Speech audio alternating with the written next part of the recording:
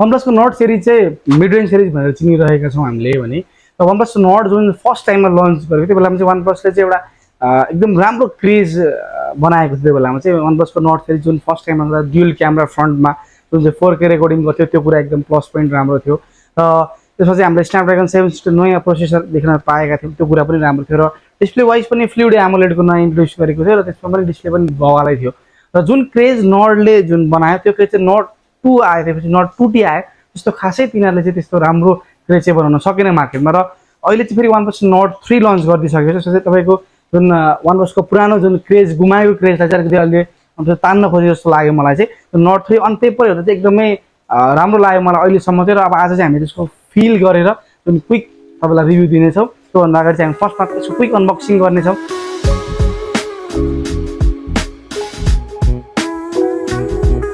OnePlus को Nord 3 चाहिँ यसको प्राइस एन्ड भेरिएन्टको बारेमा हामी भनेको छौँ त्योभन्दा अगाडि त्यसको अनबक्स गरौँ पहिले सुरु चाहिँ र त्यो OnePlus नॉर्ड 3 चाहिँ हामीसँग दुईटा कलरमा आएको छ एउटा चाहिँ भनेको स्क्रिन कलर रहेको छ अर्को चाहिँ भने यसमा चाहिँ तपाईँको ब्ल्याक कलर रहेको छ जुन चाहिँ हामीसँग दुइटै रहेको छ र दुइटैको चाहिँ हामी आज अनबक्सिङ गर्न गइरहेको छौँ फर्स्टमा चाहिँ हामी मिस्टी ग्रिनको अनबक्स गर्नेछौँ र मिस्टी ग्रिन अनबक्स गर्ने बित्तिकै चाहिँ फर्स्टमा हामीले पाउने भनेको जुन OnePlus को हरेक नॉर्ड सिरिजमा पाउने जस्तै यसमा चाहिँ हामीले डकुमेन्टेसन मात्र पाउँछौँ र यसमा चाहिँ हामीले कभर चाहिँ पाउँदैनौँ र यसमा हामीले सिम इजेक्टर टुल यो पायौँ र यसमा तपाईँको नर्डको स्टिकरहरू र युजर गाइड्सहरू छ त्यो कुरालाई साइडमा राख्छौँ र फोन तपाईँहरूले जुन चाहिँ यो ऱ्याप खोल्छौँ र यसमा तपाईँले जुन ग्रिन कलर रहेको छ यो चाहिँ मिस्टी ग्रिन OnePlus नॉर्ड 3 चाहिँ पछाडिको डिजाइनहरू चाहिँ ठ्याक्कै नॉर्ड CE3 लाइट जुन प्रिभियसली लन्च भएको जस्तो देखिन्छ OnePlus नॉर्ड CE3 लाइट र नॉर्ड 3 मा चाहिँ हामीले डिफ्रेन्स भनेको चाहिँ हातमा लिने बित्तिकै चाहिँ यो फोन अलिकति ह्यान्डी फिल हुन्छ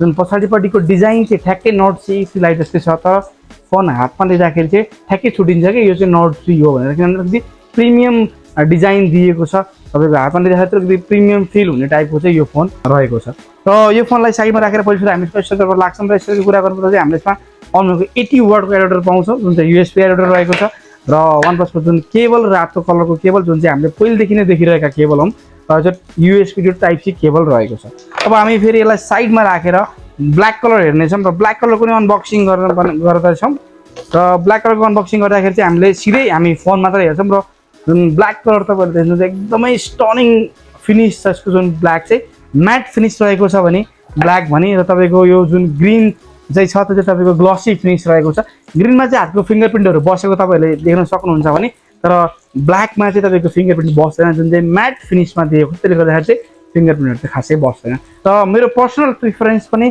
ग्रिन भन्दा चाहिँ मलाई ब्ल्याक एकदमै एट्र्याक्टिभ लाग्यो र फोन हातमा लिँदाखेरि चाहिँ एकदमै यो 6.74 इन्चको डिस्प्ले हो तर फोन पछाडिबाट हेर्दाखेरि चाहिँ एकदमै सानो जुन पुरानो जुन नॉर्ड सिरिज जुन नॉर्ड 2T जस्तै तपाईँलाई फिल दिन्छ हातमा त सानो लाग्छ यो फोन तर यसको स्क्रिन साइज चाहिँ 6.74 इन्चको स्क्रिन हो र नाप्दाखेरि चाहिँ हामीले नॉर्ड 2T को कम्पेरिजन तपाईँको ठुलो स्क्रिन पाउनेछौँ र यसपालि चाहिँ पन्च होल्ड स्क्रिन दिएको जसले गर्दाखेरि चाहिँ तपाईँको जुन डिजाइन छ अलिकति डिफ्रेन्ट छ नॉर्ड सिरिजको जुन पुरानो डिजाइनको कम्पेरिजनमा यो फोनको पहिलो सुरु हामी बुट गर्छौँ त्योभन्दा अगाडि त्यसको पोर्ट्स एन्ड बटनको कुरा गर्नेछौँ र पोर्ट्स एन्ड बटनको कुरा गर्दा हामीले यसको मुनिपट्टि पाउँछौँ टाइप सी पोर्ट त्यो साइडमा स्पिकर ग्रिल यसको अर्को साइडमा चाहिँ हामीले पाउने भनेको सिम ट्रे जुन चाहिँ मुनिपट्टि पाउँछौँ र यसमा चाहिँ हामीले सिम ट्रे यसपालि के छ भनेर चाहिँ हेर्छौँ मेमोरी कार्ड एसडी कार्ड लाग्छ कि लाग्दैन भन्ने कुरा हामी चेक गर्नेछौँ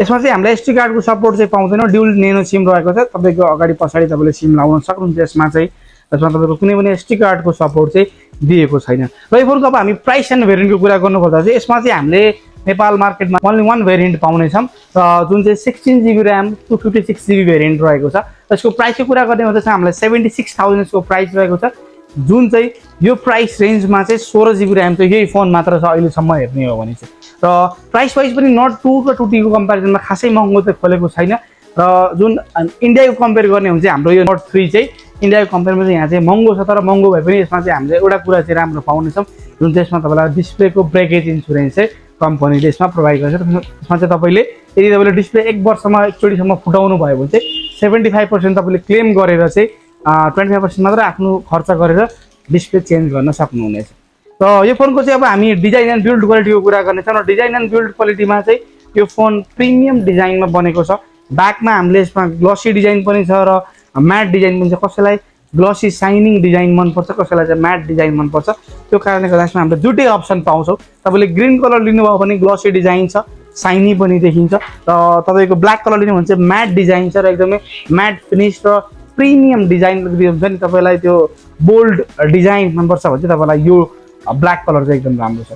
यो फोनको चाहिँ तीनवटा चाहिँ मलाई यो फङ्सनल फिचर्स लाग्यो यसको चाहिँ, जुन चाहिँ त्यो चाहिँ मैले तपाईँलाई भन्नुपर्ने हुन्छ। फर्स्टमा म त्यो कुरा गर्नेछौँ। एउटा चाहिँ तपाईँलाई मलाई मन परेको भनेको अलर्ट स्लाइडर इज ब्याक, जुन चाहिँ हामीले OnePlus 10R देखेका थिएनौँ र OnePlusको जुन 10T पनि हामीले देखेका थिएनौँ भने यसमा चाहिँ हामीले अलर्ट स्लाइडर पाउँछौँ, जुन चाहिँ एकदमै मजा आउनेछ। बाहिरबाट तपाईँहरूले यसको फाइदा भनेको तपाईँले बाहिरबाट फोनलाई चाहिँ साइलेन्टमा राख्ने, रिङ मोडमा राख्ने र तपाईँको भाइब्रेसनमा राख्न मिल्ने हुन्छ। तीनवटा मोड हुन्छ यसमा, अप्सन हुन्छ। र अर्को कुरा गरौँ त यसमा चाहिँ हामीले राम्रो बनाउनु IP54 को स्प्ल्यास एन्ड डस्ट रेजिस्टेन्स दिएको, जुन कुरा चाहिँ अलिकति त्यसले गर्दा चाहिँ अलिकति प्रिमियमतिर चाहिँ यो फोनलाई ढकाल्छ होइन। तपाईँको फुल्ली प्रिमियम त भन्न मिल्दैन, तपाईँको सर्टिफाइड नै होइन, IP67 चाहिँ होइन, 54 को रेटिङ दिएको, त्यसले गर्दाखेरि चाहिँ नर्मल स्प्ल्यास प्रुफहरू तपाईँको यसमा यो फोनमा पाउँछौँ हामीले भने। अर्को कुरा गर्दा यसमा IR ब्लास्टर, जुन कुरा चाहिँ OnePlusले यसमा फर्स्ट टाइम एड गरिदिएको छ।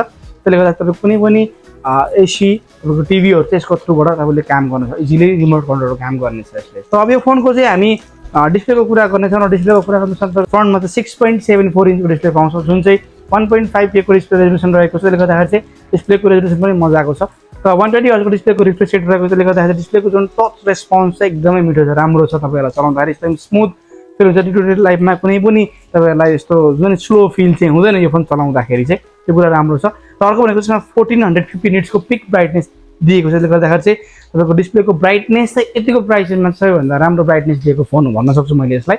बाहिर तपाईँको अलि पनि सनलाइटमा पनि तपाईँलाई कुनै पनि डिस्प्लेको इस्यु हुने छैन, तपाईँको मजाले डिस्प्ले तपाईँले देख्न सक्नुहुन्छ। बाहिरको आउटडोरमा पनि तपाईँलाई डिस्प्लेको जुन ब्राइटनेस मजाले पुग्छ र इन्डोरमा तपाईँको डिस्प्लेको ब्राइटनेस मजाले पुग्ने नै छ। र यो फोनमा चाहिँ HDR10+ को सपोर्ट पनि पाउँछ। जसले गर्दाखेरि चाहिँ तपाईँको भिडिङ एङ्गलहरू पनि एकदमै राम्रो छ यो फोनमा चाहिँ पनि। तपाईँले जुन स्ट्रिमिङहरू गर्नुहुन्छ अनलाइन, तपाईँको जुन नेटफ्लिक्सहरूमा हेर्नुहुन्छ जुन, त्यसमा तपाईँलाई फुल HD को सपोर्ट पनि यसमा तपाईँले पाउनुहुन्छ। जुन कुरा चाहिँ यतिको प्राइस रेन्जमा चाहिँ चाहिने कुरा हो र यसमा तपाईँको OnePlusले चाहिँ यसलाई नछुटाइकन राखिदिएको छ।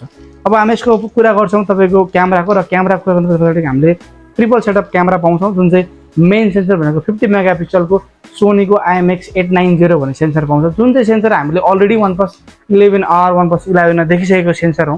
जुन सेन्सर चाहिँ अलिकति राम्रो सेन्सरमा गनिन्छ, जुन प्रिभियसली OnePlus Nord 2 2T मा युज गरेको भन्दा चाहिँ राम्रो सेन्सर भन्न सक्छौँ हामीले यसलाई। यसमा हामीले 8 मेगापिक्सलको अल्ट्रा वाइड पाउँछौँ र तपाईँको 2 मेगापिक्सलको यसमा हामीले म्याक्रो सेन्सर पाउँछौँ।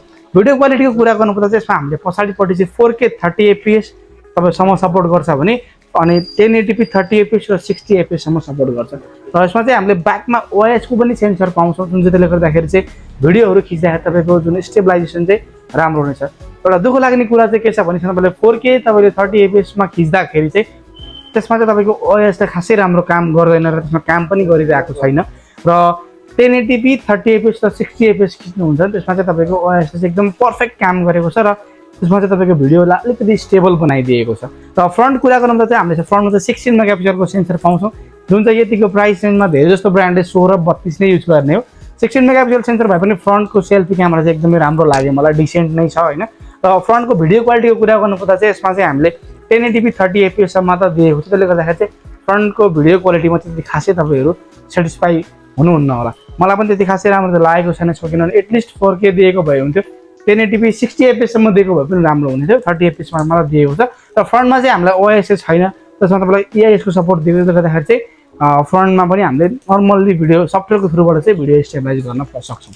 यो फोनको अब हामी कुरा गर्छौँ प्रोसेसरको, र प्रोसेसर कुरा गर्दा त्यसमा चाहिँ हामीले Dimensity 9000 को प्रोसेसर पाउँछ, जुन प्रोसेसर चाहिँ लेटेस्ट प्रोसेसर हो, 4nm प्रोसेसर रहेको। त्यसले गर्दाखेरि चाहिँ जुन पर्फर्मेन्स वाइज चाहिँ तपाईँको एकदमै राम्रो नै प्रोसेसर भन्नुपर्छ हामीलाई। तपाईँको नर्मल युजको लागि, डेली युजको लागि तपाईँलाई कुनै पनि समस्या, कुनै पनि इस्यु हुँदैन यो प्रोसेसरबाट। तपाईँहरूको अब एकदमै गेमिङको लागि, नर्मल क्याजुअल गेमिङको लागि त यो प्रब्लम पनि छैन त्यस्तो खासै होइन। एकदम हार्डकोर गेमिङको लागि त्यति खासै प्रिफरेन्स म गर्दिनँ यो प्रोसेसरलाई, किनभने यसको तपाईँको थ्रोटलिङ त्यस्तो राम्रो छैन। तपाईँको जुन हिट अलिकति बढी हुन्छ, किनभने डाइमेन्सिटीको प्रोसेसरमा म्याक्सिमम हिट भइरहेको हुन्छ।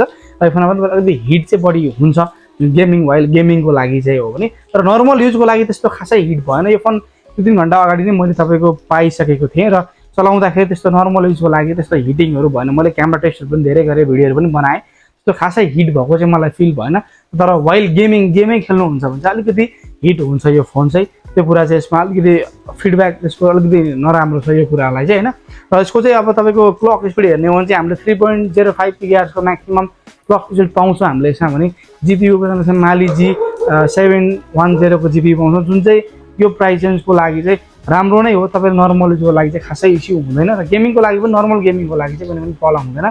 पब्जीहरू तपाईँले हाई सेटिङमा खेल्न सक्नुहुन्छ, 90 FPS मा सपोर्ट गर्नेछ। र यसको ऱ्यामको कुरा गर्नु त 16 GB ऱ्यामको रहेको छ। यसको तपाईँको ऱ्यामको टाइप हेर्नु LPDDR5X ऱ्याम रहेको छ, त्यसले गर्दाखेरि चाहिँ ऱ्यामको स्पिड पनि राम्रो नै छ।